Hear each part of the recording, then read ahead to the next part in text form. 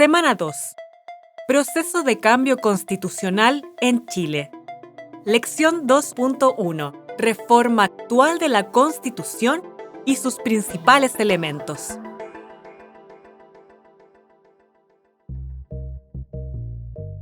Una de las consecuencias del proceso que abre el 18 de octubre de 2019 fue la aprobación de una ley que incorpora un nuevo título al capítulo 15 de la Constitución vigente relativo a la reforma de la Constitución y del procedimiento para elaborar una nueva Constitución de la República.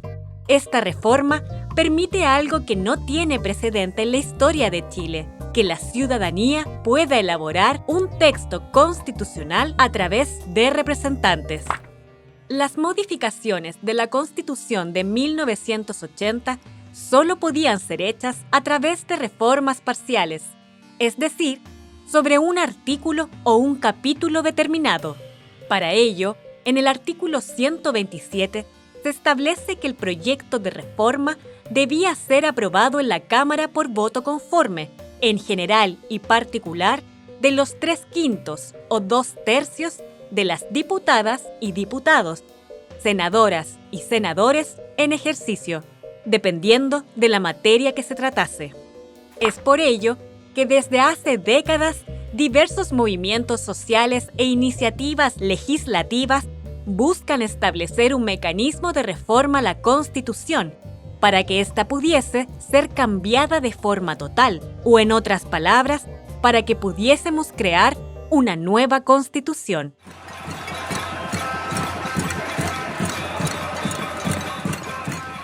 En octubre del año 2019 se abre un amplio y masivo debate sobre el cambio constitucional, lo que comienza a abrir paso a un momento constituyente.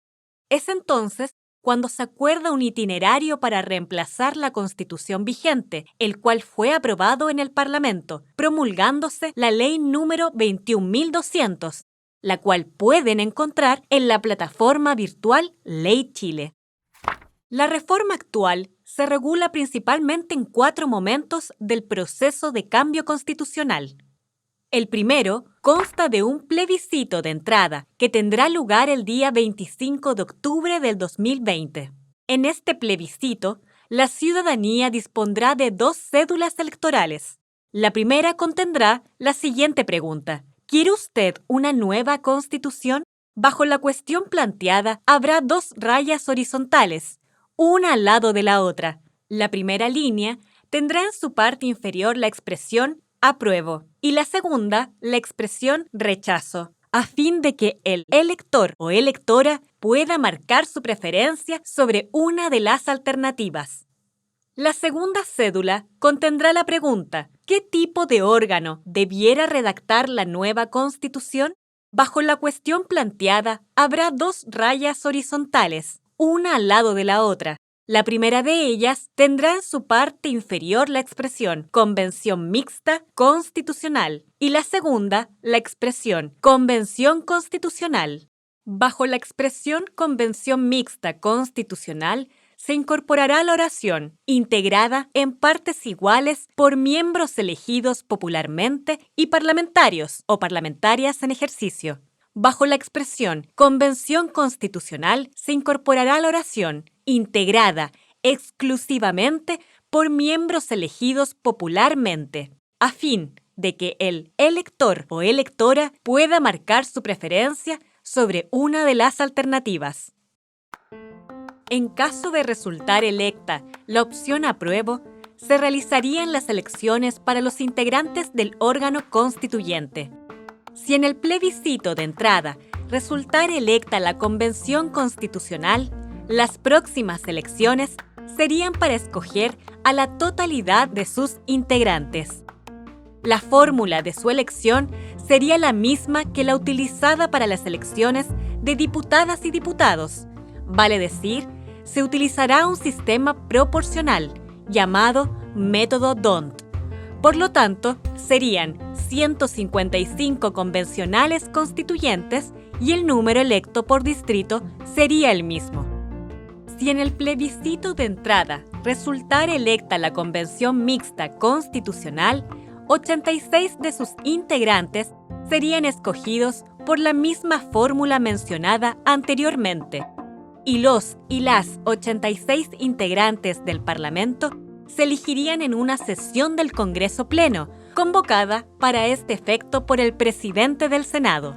Este segundo momento sería, por tanto, el momento en que como ciudadanas y ciudadanos escogemos según nuestro distrito los representantes para la elaboración de una nueva Constitución. Una vez electos, pasaríamos al tercer momento, el de redacción de la nueva Constitución. Si vemos a nuestros países vecinos, la elaboración de una nueva Constitución es regulada de diversas formas en la experiencia de los países de América Latina. Generalmente, en los textos constitucionales, cuando se regulan procesos de reemplazo, se establece un plazo para su funcionamiento. Esto también está regulado para el proceso constituyente actual, consagrándose que el tiempo de redacción será de 9 meses, prorrogables por 3 meses más. Con respecto a otras materias reguladas, en relación a los poderes y funciones de la Asamblea Constituyente, la mayoría de las constituciones latinoamericanas dejan claro que será la propia Asamblea la que deberá autorregularse, o bien entregan dichas definiciones a la ley de convocatoria en temas puntuales. Tal es el caso de Costa Rica, Colombia, Paraguay. También hay cartas que asimilan a la Asamblea con los procedimientos del Congreso, como Guatemala o Brasil. Para analizar el caso chileno en materias de regulación para los poderes y funciones de la Convención Constituyente, te invitamos a revisar en nuestra plataforma, en la sección Material Obligatorio, alguna de las materias previstas por el legislador en la reforma señalada al comienzo. Por último, el cuarto momento correspondería al plebiscito de salida o plebiscito de ratificación.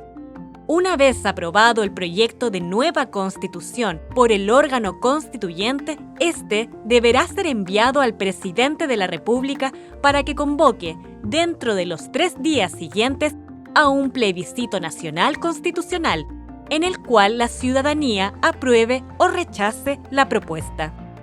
El plebiscito será obligatorio para quienes tengan domicilio electoral en Chile. La sanción por no sufragar consiste en una multa a beneficio municipal de 0,5 a 3 unidades tributarias mensuales. La ciudadanía dispondrá de una cédula electoral que contendrá la siguiente pregunta, según corresponda a la convención que haya propuesto el texto. ¿Aprueba usted el texto de nueva Constitución propuesto por la Convención Mixta Constitucional? ¿O aprueba usted el texto de nueva Constitución propuesto por la Convención Constitucional? Bajo la cuestión planteada habrá 2 rayas horizontales, una al lado de la otra. La primera de ellas tendrá en su parte inferior la expresión apruebo y la segunda la palabra rechazo, a fin de que el elector o electora pueda marcar su preferencia sobre una de las alternativas. Si la cuestión planteada a la ciudadanía en el plebiscito nacional constitucional fuere aprobada, el presidente de la República deberá, dentro de los 5 días siguientes a la comunicación de la sentencia referida en el inciso anterior, convocar al Congreso Pleno para que, en un acto público y solemne, se promulgue y se jure o prometa respetar y acatar la nueva Constitución Política de la República. Dicho texto será publicado en el Diario Oficial dentro de los 10 días siguientes a su promulgación y entrará en vigencia en dicha fecha. A partir de esta fecha, quedará derogada la presente Constitución Política de la República, cuyo texto refundido, coordinado y sistematizado se encuentra establecido en el Decreto Supremo número 100, de 17 de septiembre de 2005. La Constitución deberá imprimirse y repartirse gratuitamente a todos los establecimientos educacionales, públicos o privados, bibliotecas municipales, universidades y órganos del Estado. Los jueces y magistrados de los tribunales superiores de justicia deberán recibir un ejemplar de la Constitución. En caso contrario, si la cuestión planteada a la ciudadanía en el plebiscito ratificatorio o de salida fuere rechazada, continuará vigente la presente Constitución.